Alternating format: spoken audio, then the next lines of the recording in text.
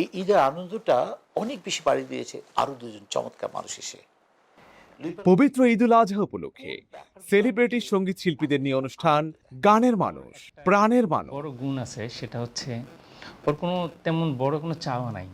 আমি রাগ করলে সবচেয়ে খুশি হই যেটাতে, সেটা হচ্ছে আমার কোনো নিজের অপরাধ থাকুক বা না থাকুক, বা আমি অপরাধ করি, তাকে একটু সরি বলতে হয় শুধুমাত্র। ওই একটা শব্দ শুনলেই আমার মনটা কেন জানি আইসক্রিমের মতো গলে যায়। স্টেজে উঠে যখন কোনো গান ভুলে যেতাম, লিরিক ভুলে যেতাম, আমি আমার মার লিপ রিড করে সেই লিরিকটা মনে করতাম। আমার আপনার চেয়ে আপন যে জন, খুঁজি তারে আমি আপনায়।